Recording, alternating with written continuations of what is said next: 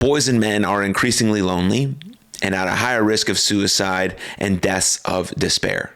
15% of young men today say they don't have a close friend, and a five-fold increase since 1990. This loneliness, combined with a range of societal changes and pressures, have resulted in a mental health crisis for American boys and men.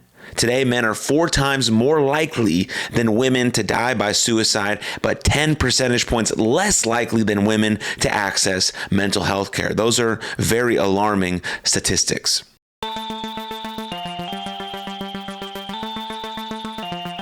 Hello, my friend, and welcome to Something for Everybody. My name is Aaron Mashbitz. Today's episode is a solo episode where I will be discussing masculinity and more specifically, men's mental health. So let's jump right in. Boys are in trouble. Many have withdrawn from the real world where they could develop the skills needed to become competent, successful, and loving men. Instead, many have been lured into an ever more appealing virtual world in which desires for adventure and for sex can be satisfied, at least superficially, without doing any of the work that would prepare them for later success in work, love, and in marriage. All of this withdrawal happened before the arrival of the metaverse, which is now just taking shape, and before the arrival of the increasingly compelling, witty, attractive, and customizable AI girlfriends. The virtual world is becoming more and more immersive and addictive. Every year, it will pull harder and harder on boys, urging them to abandon and withdraw from the real world. We've got to make the real world more appealing for them. The mental health crisis afflicting Gen Z is among the most serious of many serious problems we face in America today. And it should be noted that the problem is not uniquely American. It seems to be happening at the same time, in the same way, in all the other Anglosphere nations and in the Nordic regions. This is research according to Zach Rush. And I'm extremely concerned also about what's happening to girls, extremely, and to boys as well. But the important note here, and the reason for this episode, is that the struggles of boys have received far less attention. And I hope that is changing now. We can and we must figure out a way to help boys and men flourish too. We will discuss some ways how to help men here in this episode. We will discuss some ways how to do the work when it comes to our mental health. And we will also discuss some ways that we can focus on the fundamentals of and the foundation of being a human being who flourishes in this world, and how we can be more role models, how we can set up communities. But I wanted to start off with that snippet from Jonathan Haidt, who's doing some amazing research around Gen Z, their mental health. He touched on it a lot in his first book, which was The Coddling of the American Mind. And this research that he's coming out with now is for his new book, The Anxious Generation. So I urge you to check out The Coddling of the American Mind in preparation for his new book, which is The Anxious Generation. And that's some really good work from Jonathan Haidt. And now we're just going to go through sort of the state of the union, some really alarming stats, facts, and where really young boys are at today, and maybe how we can help them moving forward. So boys and men are increasingly lonely and at a higher risk of suicide and deaths of despair. 15% of young men today say they don't have a close friend, and a five-fold increase since 1990. This loneliness, combined with a range of societal changes and pressures, have resulted in a mental health crisis for American boys and men. Today, men are 4 times more likely than women to die by suicide, but 10 percentage points less likely than women to access mental health care. Those are very alarming statistics. Men, especially working class men, are struggling in our changing global economy. In the span of only a few decades, the U.S. labor market has been transformed as a result of structural changes in the economy. For example, offshoring and automation. Fewer men are working. Many of those who are working have seen a big decline in their wages. Men make up the majority of workers in many industries most affected by automation. Today, men are less likely than women to graduate high school or earn a 4-year college degree. Vocational training has been shown to boost earnings for men without bachelor's degrees, but investments in those programs have become very limited. By multiple measures, as just stated above, and other measures, boys have fallen behind in education. Over the last several decades, girls have overtaken boys by nearly every metric in educational outcomes. Today, boys are less prepared to start school, and at nearly every point in their K through 12 school career have lower GPAs than girls. Boys are also less likely to take advanced placement courses and are less likely to graduate high school. Women make up the majority of students on America's college campuses. Girls are thriving, and that is fantastic news, amazing news. But the data couldn't be more clear. Something is not working for our boys. Family life is also changing, but dads matter as much as ever. We need that nuclear family unit, and we need dads. We need strong role models. We need strong fathers. Educational and labor market trends have transformed the economics of families. In 41% of U.S. households today, women are the main breadwinner, but cultural expectations and valuations of fatherhood are lagging. The result is a national dad deficit. This not only affects women and children, but also hurts millions of American men who are disconnected from their families. So one of the reasons why it's so important to foster young boys to develop into great men is so that they can be great fathers, is so they can be great leaders in our community. They can be great dads. They can be present and loving and dads. Like, that's super important. I was super lucky with a present and loving father still to this day. Shout out to my dad. But we need to be encouraging that and harnessing that in young boys. And maybe they don't want to be fathers, but at least they can be leaders in the community, or they can be coaches on their sports team, or they can be leaders in their religious communities, or they can just be role models for other men who are striving, who are doing great things, who are harnessing their masculinity, who are taking control of their mental health. And a lot of times we just tell young boys and young men to just man up, to figure it out, to go out and do it on your own. And there's some context to that. There's some places in our life where we do have to man up, we do have to strap up, but man up not in this old archaic version of masculinity, but this new version of masculinity of taking care of ourselves, of manning up in a way to become the warrior poet, to become competent and confident and capable and compassionate and caring, to sort of harness the power of like a Jedi who really has this healthy version of masculinity.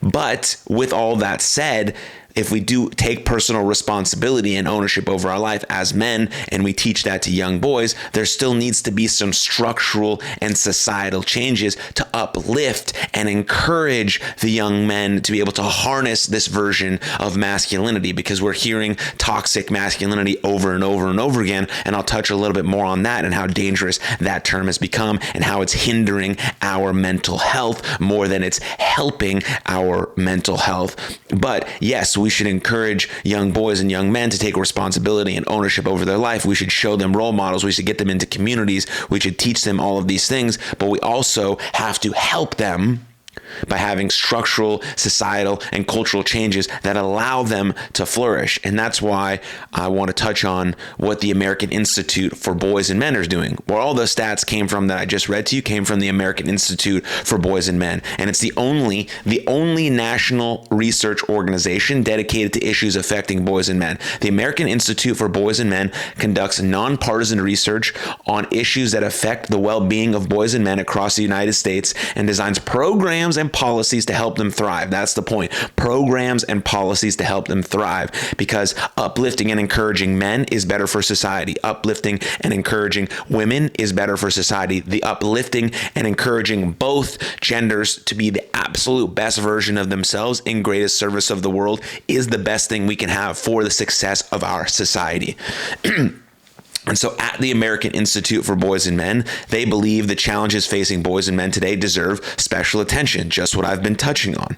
While many men in America are thriving, great, millions of others are dropping out of the labor force, struggling with acute mental health challenges, which means very specific mental health challenges to the challenges that men face on a day-to-day basis. And they're looking for their place in the changing world. Through research and policy design, we are dedicated to the flourishing of boys and men, the flourishing, while emphasizing support for those navigating particular challenges.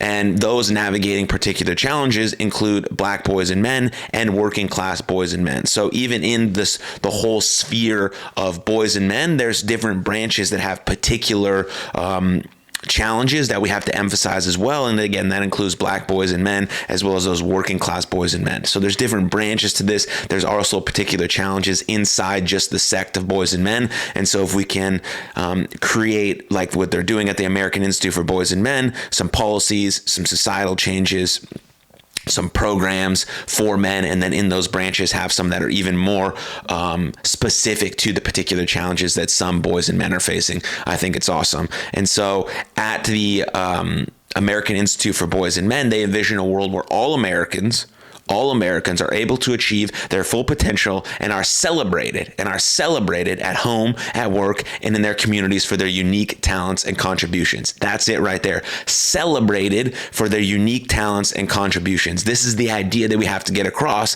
that every single person matters.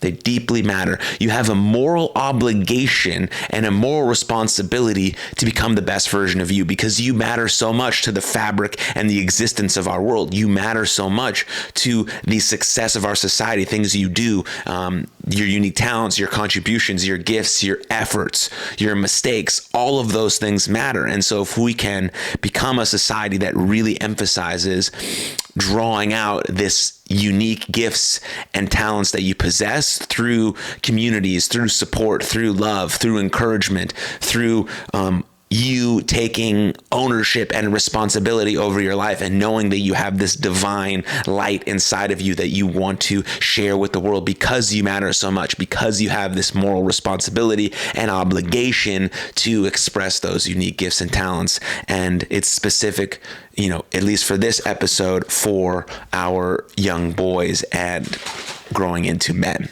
Very important. So now what's some actionable items that we can look at here? That's what's really important, right? Some actionable items that we can think about and look at. So when it comes to our mental health specifically, we have to do the work.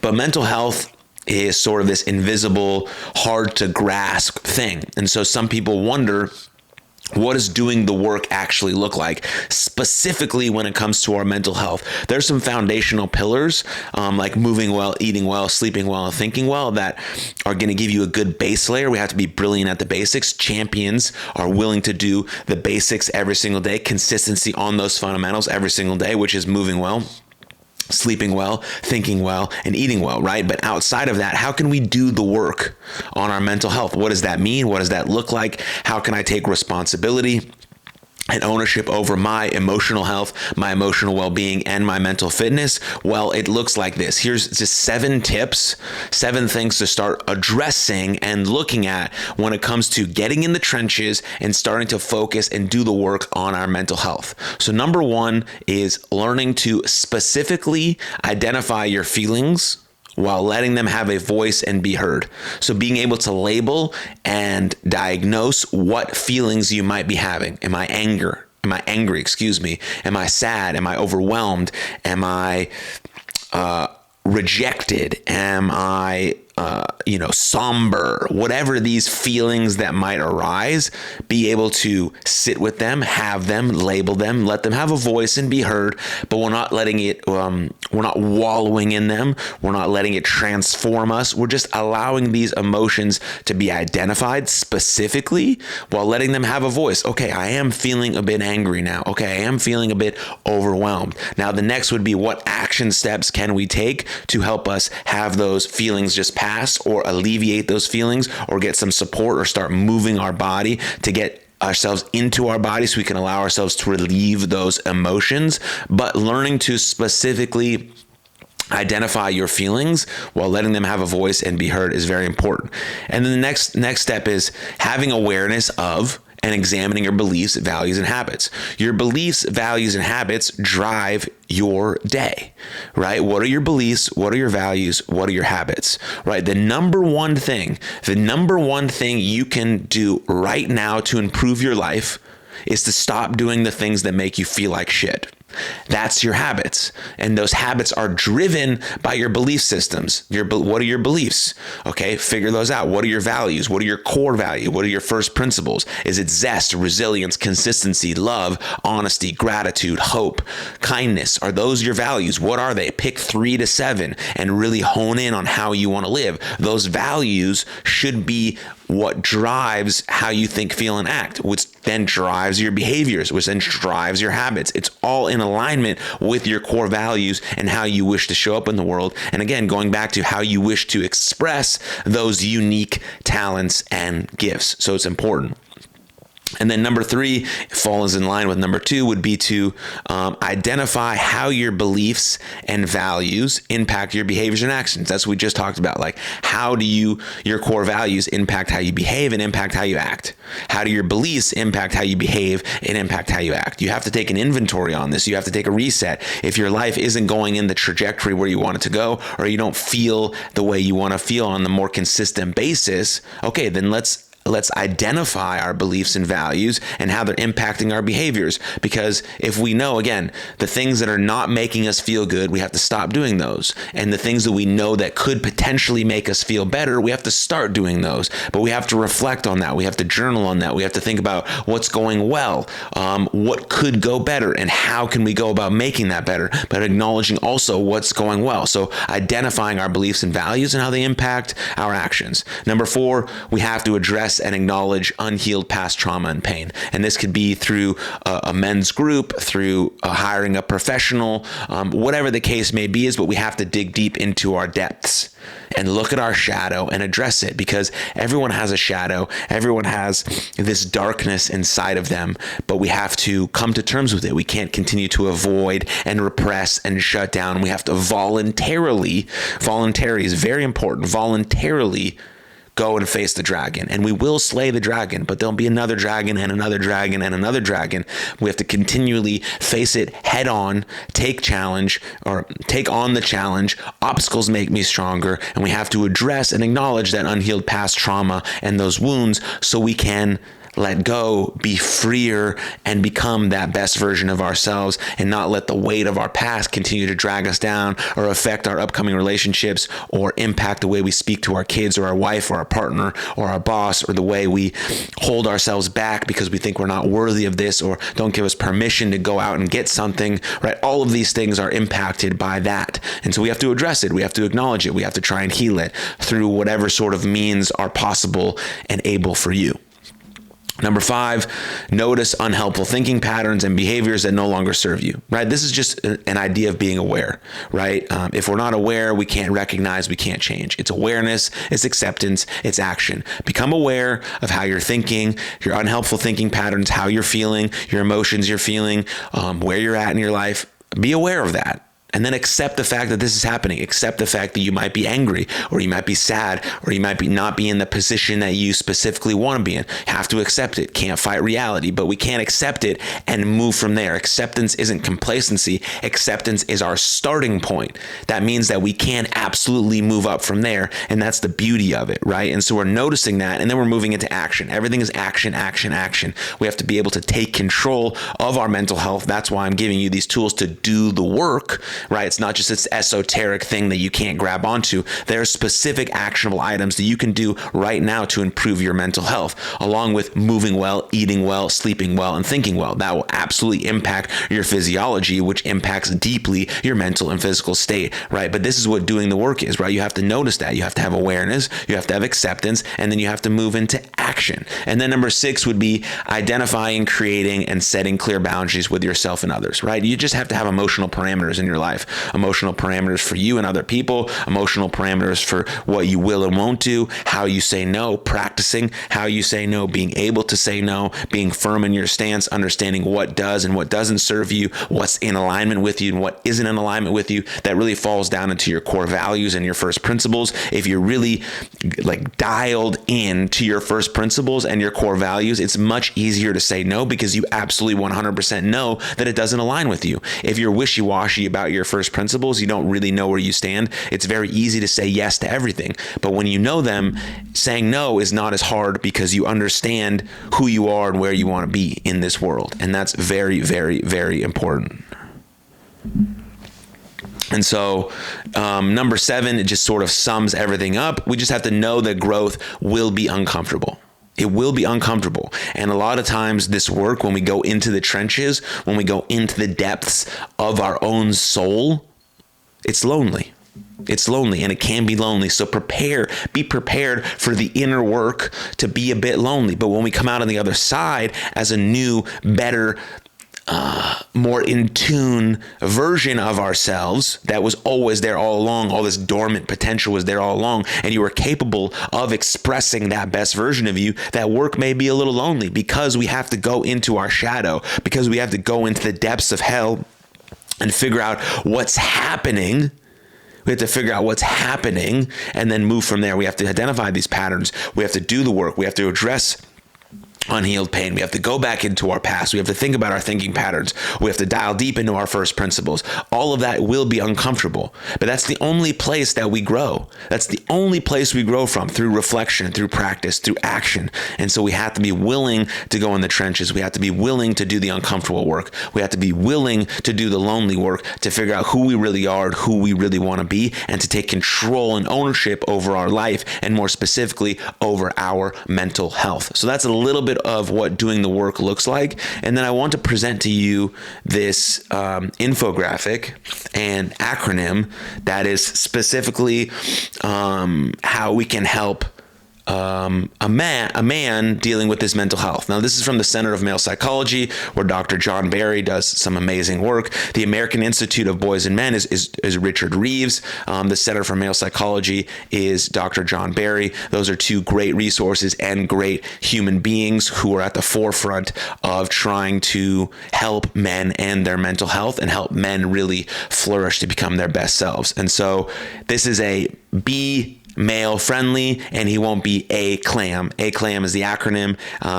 If you sense something is wrong, the following might help. So the A stands for anger. So anger can be a sign of distress. He might look annoyed rather than sad, and he might want to drink or spend longer on addictive internet activities than usual rather than talk. Okay, so that's just a sign, okay? Anger might be the sign. And then the C is what is comfortable for him. What is comfortable for him. Don't insist he fits into your way of dealing with things. If he wants to walk and talk in the park, not a therapy clinic, then try that. A lot of men like action. The way you treat a women's mental health issue is not the same way you treat a men's mental health issue, right? Men need action. We need to be able to take control. And so a walk and talk could be much more suited to our biology and who we are as people, rather than sitting in a therapy clinic and just talking, right? Both sort of lead to the same place. If you listen to my episode with Phil Mitchell, episode 209, this is episode 213, we specifically talked about how he changed his wording around that. And once he changed his wording around that to be more action oriented for men, he saw more people wanting to come into his clinic, because he specifically works with men who've been sexually abused. And so we want to make it what's comfortable for them, right? So don't insist into fitting into whatever your box is. Fit into what is most comfortable for them, which could be a walk and talk, which could be a gym session. You're still getting to the point of maybe what caused them to be angry or what's their sign of distress. You're still getting to the root of the cause, but in a different way than just sitting and talking. And then the next would be L, which is what's going on in his life. He might not show it, but he might feel serious pressure if he has problems with things like relationships, work, or money, problems, or legal issues, right? We're just thinking about what's going on in his life. Because a lot of times when we think about psychological issues or mental health issues, it's not just living in the brain. It's something happening in our environment that's causing us stress or pressure. And a lot of times with men, we feel like a burden. We feel like we have the weight of the world on our shoulders. We feel like we need to provide and protect everyone all the time, and we can never ask for help. So there could be serious pressures that we're facing. So if you specifically ask and wonder what's going on in someone's life, and then we feel supported in that, right? We feel like, oh, this person actually has an interest in what I might be feeling and what's going on with me, instead of just saying, hey, man up, suck it up, it's going to be all right, just figure it out, right? Well, eventually we will figure it out, but we'd like to be acknowledged in that support, in this struggle. So you have to figure out intuitively what's going on in his life. And the best way to do that is to listen and actually care and ask questions. What's going on in your life? What might have caused you to be angry or sad or overwhelmed or feel all this serious pressure? Did someone get fired at work, so now you feel like you have an extra load? Like, what's happening? Did you get a task that you didn't know that you could complete? Is something happening at home? Like, is your wife sick? Like, what? There's so many things that could be going on that could be adding to the pressure that a man might feel, and why his mental health might be a little bit down or a little bit skewed. And then A is try activities as well as talking. Again, I mentioned this before. Talking to a therapist can be great, but if he would rather not, then try other things such as playing football or joining a men's shed or a men's league or a men's group, right? Where he can be around other men, other role models. Right? That's just a big key when we think about men and their mental health, right? That's why role models are huge. That's why men's groups are huge. That's why community is huge. That's why you see all of these men's groups where they go out and they do stuff. They do stuff with their hands. And then eventually, yes, they talk, because eventually we have to get down to the root cause of our issues. We have to address our underlying pain. I spoke about that when talking about doing the work when it comes to our mental health. But this is just a nice acronym to think specifically, how can I talk to men if the man in my life is feeling some type of way? I have to see it this way, not as how I want to see it or how we normally see it or fit the man into a mold. I have to think about, okay, what is his biology like? What is his makeup like? How do men like to be talked to? And how can they best open up and serve them? And it's about taking control, taking action, and taking ownership. And how can we give them the permission and the power to do so? And so activities like that are very important. Groups like that are very important. And communities like that are very important. And the last one, M, is see the man, not the myth. See the man, not the myth. Blaming his problems on masculinity or patriarchy might misunderstand his situation, and he might end up feeling worse. So this acronym, again, is by Dr. John Barry, Martin Seeger, and Louis Fadon. And for further information, go to the Center for Male Psychology, where they have just an unbelievable amount of information, right? So you can use a CLAM to remember the 5 pointers to help a man who may be in difficulty. So that's just specific actions to think about how we can help the men in our life along with doing the work. But it really boils down to thinking about our fundamentals, right? If we can encourage everyone, not just men, to get really brilliant at the basics, at the fundamentals of moving, eating, sleeping, and thinking, we then take control and ownership over our physiology, which deeply impacts our physical health, our mental health, and our emotional well-being. And so if we can move well, we can eat well, we can think well, and we can sleep well, we have control over those things. And we want to focus all of our attention and effort over the things we have control over. And we have control over those things. A lot of times with these really terrible and tragic events in our life, we didn't have control over them. They weren't our fault. But what's always in our control is our response. And our response to our difficult situations or to our mistakes or to our tragic situations is essentially who we become as people. And who we become as people is based on our fundamentals, our basic fundamentals of moving well, sleeping well, thinking well, and eating well. So really dial in on those. Think about doing the work. Think about that acronym that I said, and we're starting to just really be able to move the needle forward when it comes to encouraging and uplifting our young boys to become become these beautiful, strong, powerful, capable, competent young men that we need, the warrior poet that John Lovell talks about. Now, the last thing we'll talk about is masculinity. So I'll give you a quote here from Robert A. Johnson. If the masculine mind tries to live without its other half, the feminine soul, then the masculine becomes unbalanced, sick, and finally monstrous. Power without love becomes brutality. Feeling without masculine strength becomes woolly sentimental. So toxic masculinity is toxic terminology. We all need to stop using toxic terminology such as toxic masculinity because it is possible these ideas are being internalized by men and boys and impacting them negatively. In some cases, men with serious mental health problems may act out, quote unquote, in antisocial behaviors.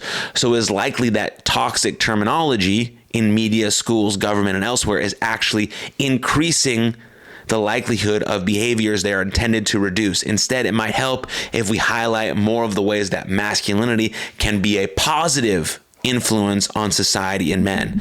Okay, so young boys hear the messaging of toxic masculinity, and they think to themselves when they're very young, they think, oh, masculinity is toxic. I'm a man. I have masculine energy. So that means I must be inherently bad and wrong. So I have to withdraw. I have to suppress my masculine energy so I don't fuck anything else up. So if we're giving that message to young boys, then how hard is it then for them to develop and grow into and harness this healthy version of masculinity, which we need for the overall success and fabric of our society? So we can't use this toxic terminology to describe masculinity. Masculinity is like a hammer, okay? Masculinity is like a hammer. A hammer can be used to build a house, or a hammer can be used to smash someone in the head. The hammer itself is not inherently good or bad. It's how it's used. It makes it either quote unquote good or bad. So if we can, as a society, through cultural programs, role models, and communities and sports, show young boys what healthy, strong masculinity is, then masculinity becomes something as a tool that we use for the greater good. Becoming confident and competent and caring and compassionate. Those are what we want to try and possess as a healthy version of masculinity. And so removing this idea that it's toxic, telling young boys that they're inherently bad for having masculine energy. We need masculine energy. Everyone has masculine energy. Young boys just need to be able to learn how to use it for the greater good, just like using a hammer to build a house or to build a home or to build something. That hammer is used for good. Masculine energy must be used for good, and we have to be role models, and we have to have policies and programs like the American Institute of Young Boys and Men and the Male Center for Psychology are currently doing, but we have to recognize that within ourselves. Women, men, everyone has to recognize that, yeah, masculinity has done some toxic things, sure, just like femininity, but if we inherently say that it's everything about masculine energy is toxic, then we're doing a disservice to our young boys who won't grow up to be the men that we need them to be. And so we have to teach them how to harness this masculine energy in a way that's productive, in a way that's helpful to society. Again, focusing on moving well, eating well, sleeping well, and thinking well, so we can grow into the warrior poet. We can grow into the Jedi. We can grow into this competent, confident, capable, compassionate, caring men who can be of service to his community, to his family, and to the world. That's what we're trying to do when it comes to masculinity. And so my hope is that we can come to a shared recognition that many of our boys and men are in real trouble, not of their own making, and need our help. They need our help. The pathologization, this has been multiple episodes where I have a hard time saying this word. The pathologization. Oh man, this is hilarious. Anyways, pathologizing, there we go, got it, of masculinity is counterproductive to the goal of helping men take care of both themselves and others. It's counterproductive, like I just said. So simply labeling masculinity or men in general as toxic is not productive. It's not a productive course of action, and it doesn't help anyone. Gender equality isn't a zero-sum game, and empathy shouldn't be either. So we have to have empathy for our young boys. We have to do these things that I've stated in this episode, and we have to learn how to say pathologization. Man, hilarious. But anyways, for real, to end this up, to wrap it up, please, we have to think about all of these things in a very serious way. Our young boys and men are in real trouble. They need our help. Thankful to the Male Center for Psychology and the American Institute for Young Boys and Men who are doing the work. I wanted to explain it here on this episode, how we think about men's mental health, how it's a little bit unique, how we can start to think about masculinity, and how we can start to teach our young boys and men to harness this real, healthy version of masculinity so they can grow in and flourish into the men that we need for the overall success of our society. So thank you for tuning in, and I'll see you guys next time. Cheers. If you enjoyed that episode, please click here for another full-length episode of the podcast. And please don't forget to subscribe. But above all else, most importantly, please take good care of yourselves and others. And I'll see you next time. Lots of love. Cheers.